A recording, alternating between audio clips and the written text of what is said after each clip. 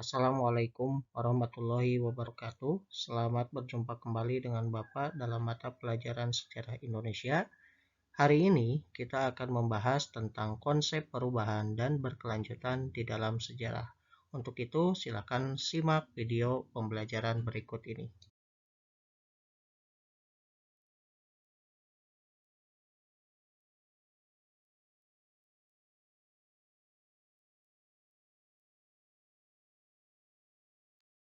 Perhatikan gambar-gambar berikut ini. Di sana terdapat beberapa gambar, ada surat, kemudian ada televisi, kemudian ada peristiwa dari mulai penjajahan sampai dengan kemerdekaan Republik Indonesia. Inilah yang dimaksud dengan dinamika perubahan dan berkelanjutan. Apa yang dimaksud dengan perubahan itu? Sebenarnya kalian juga dapat rasakan atau bedakan mana yang berubah dan mana yang berlanjut. Misalnya saja di sini dalam gambar terdapat sebuah surat ya yang mungkin populer pada masa lalu sebelum ditemukannya handphone ataupun media sosial. Sehingga dalam hal ini konsep perubahan muncul ketika gadget ataupun handphone ditemukan dan di dalamnya terdapat berbagai fitur media sosial sehingga surat menyurat kini mulai sedikit ditinggalkan. Namun dengan hal tersebut konsep surat menyurat sebenarnya masih berlanjut namun dalam bentuk yang lainnya. Begitupun dengan televisi. Dulu televisi merupakan alat ataupun media yang sangat populer ya, dari mulai televisi tabung berwarna hitam putih sekarang menjadi televisi yang slim ya, yang sangat ramping dengan berbagai fitur yang menarik dan bisa terhubung melalui internet. Begitupun peristiwa sejarah. Pada masa lampau kita mengalami penjajahan yang amat sangat lama, dari mulai penjajahan yang dilakukan atau diprakarsai oleh VOC, dilanjutkan oleh penjajahan Belanda sampai penjajahan Jepang, lalu kita berubah melanjutkan ke arah kemerdekaan.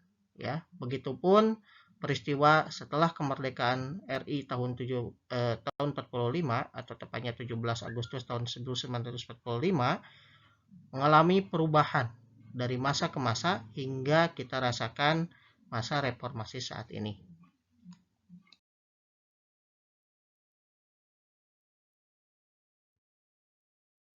Perhatikan peta konsep berikut ini.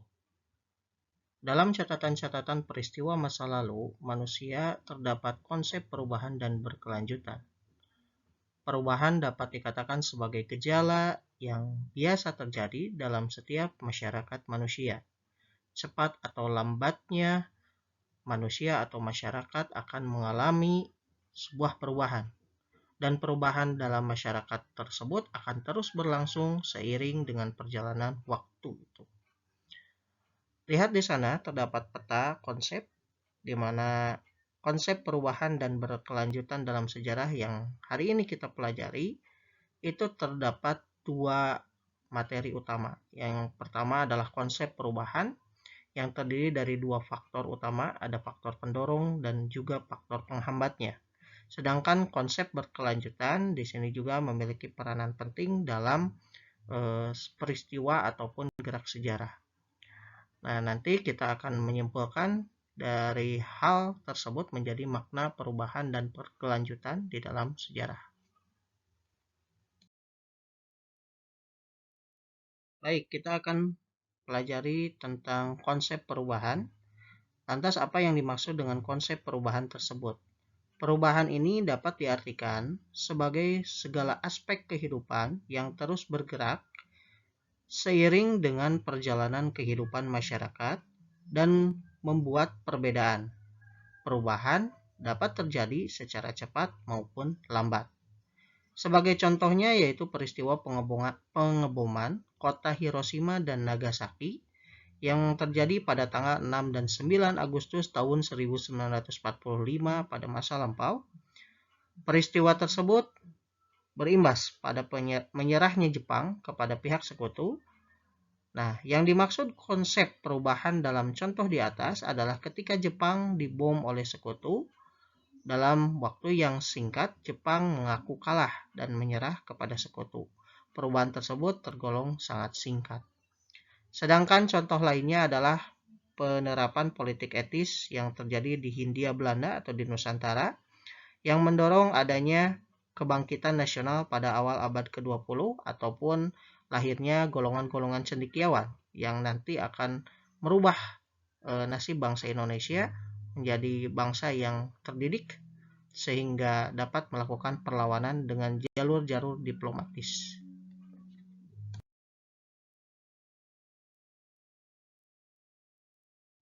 Perhatikan bagan berikut ini. Faktor-faktor yang mendorong terjadinya konsep perubahan dalam sejarah. Ada faktor pendorongnya diantaranya yaitu faktor internal, yaitu terjadinya perubahan jumlah penduduk, baik itu bertambah ataupun berkurang. Yang kedua adalah penemuan baru dalam bidang iptek ataupun sains lainnya. Yang ketiga adalah konflik dalam masyarakat, misalnya terjadi peperangan. Adapun faktor eksternal yang mendorong terjadinya konsep perubahan tersebut, yaitu perubahan lingkungan fisik, misalnya adanya bencana alam, ada gunung Merapi meletus misalnya, yang merubah kehidupan masyarakat kerajaan Mataram kuno pada saat itu hingga pindah ke Jawa Timur yang tadinya berada di daerah Jawa Tengah. Kemudian ada juga pengaruh budaya asing. Nah, pengaruh budaya asing misalnya terjadi perubahan dalam masyarakat kita. Masyarakat nenek moyang kita mengenal sistem animisme dan dinamisme.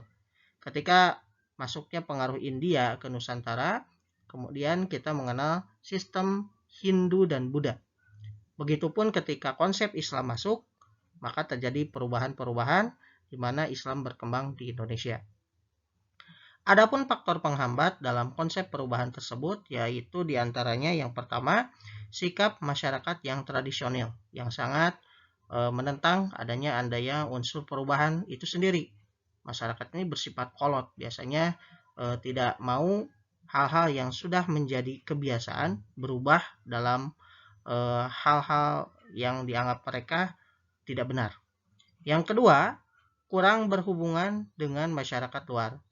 Yang ketiga adalah adat dan kebiasaan, yang mana itu juga merupakan bagian dari masyarakat tradisional yang sulit untuk diubah.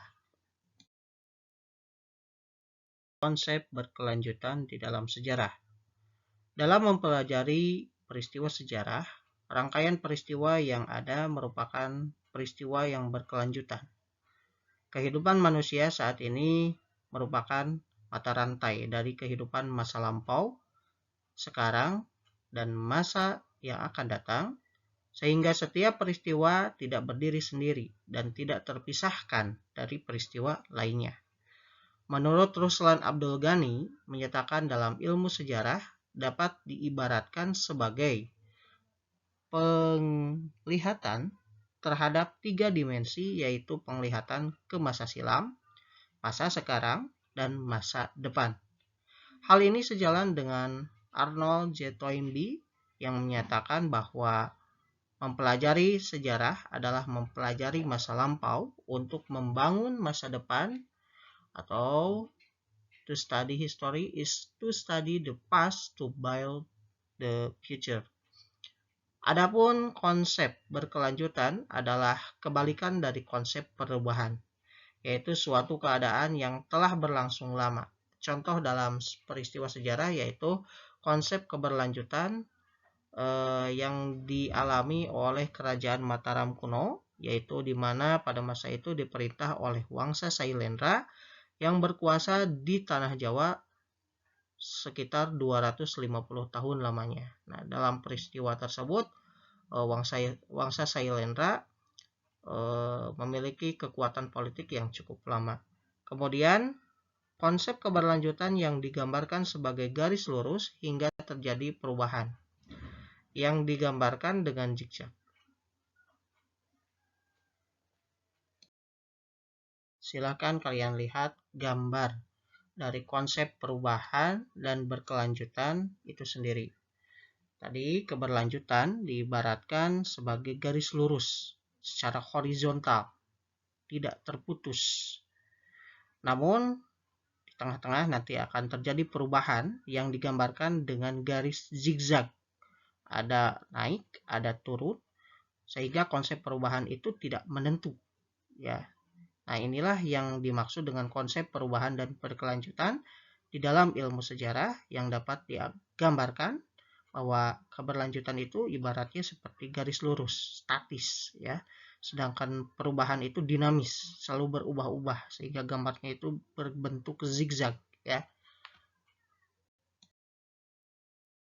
Perubahan dan berkelanjutan di dalam ilmu sejarah, keduanya sama-sama memiliki peranan penting dalam membentuk sebuah peristiwa sejarah. Perubahan dan berkelanjutan dapat kita ketahui dengan membandingkan dua atau lebih peristiwa atau keadaan pada masa lampau. Selain itu, perbandingan juga dapat dilakukan antara dua atau lebih peristiwa masa lalu dan peristiwa masa kini. Untuk lebih jelasnya, contohnya yaitu untuk mengetahui perkembangan bahasa Indonesia, kita dapat membandingkan kebijakan-kebijakan tentang bahasa itu sendiri sejak zaman pemerintahan kolonial Belanda dan dengan pemerintahan pendudukan Jepang. Selain itu juga kita dapat membandingkan perkembangan bahasa Indonesia pada masa kebangkitan nasional dengan masa sekarang. Jelas dari contoh tersebut terdapat konsep perubahan dari masa penjajahan hingga masa pergerakan nasional dan kemerdekaan saat ini. Ada perubahan-perubahan dalam bahasa Indonesia, dalam penggunaannya sehari-hari, dan dalam konteks kehidupan berbangsa dan bernegara. Selanjutnya yaitu periodisasi adalah cara yang paling penting untuk menandai perubahan dan berkelanjutan dalam sejarah. Periode sejarah ditentukan oleh perubahan-perubahan yang sangat penting. Adapun keberlanjutan menghubungkan periode-periode dalam sejarah itu sendiri. Sebagai contohnya yaitu masa kerajaan Hindu-Buddha hingga masa kerajaan Islam. Nah, jelas di dua sisi di sini terdapat perubahan, ya. Yang satu adalah konsep kuno yaitu Hindu-Buddha, yang satu adalah masa Islam. Selama sejarah panjang masa Hindu dan Buddha tersebut itu disebut sebagai konsep keberlanjutan. Sedangkan ketika memasuki masa zaman Islam, itulah yang menandai sebagai konsep perubahan. Karena di dalamnya konsep Islam mulai menggantikan atau meruntuhkan pengaruh Hindu-Buddha di Indonesia dan digantikan oleh konsep Islam tersebut dengan berdirinya kerajaan-kerajaan Islam di Nusantara. Dan itulah yang dimaksud dengan konsep perubahan.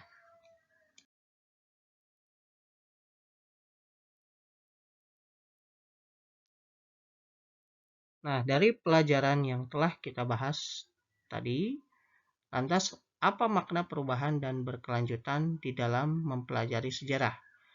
Makna perubahan dan berkelanjutan di dalam sejarah yaitu dengan melalui perubahan dan berkelanjutan, manusia akan semakin dewasa dan semakin bijak dalam menghadapi berbagai permasalahan hidup. Manusia akan memilih dan memilah segala sesuatu yang baik, karena hakikat dari konsep perubahan dan berkelanjutan itu akan mempengaruhi kehidupan manusia di masa yang akan datang. Nah, jadi jelas dengan makna perubahan dan berkelanjutan membuat manusia itu semakin bijak, memilih dan memilah mana yang lebih baik dan meninggalkan mana yang buruknya. Sehingga di masa depan kehidupan manusia akan semakin baik lagi dibanding dengan kehidupan-kehidupan sebelumnya. Sekian untuk materi hari ini. Sampai jumpa minggu depan. Wassalamualaikum warahmatullahi wabarakatuh.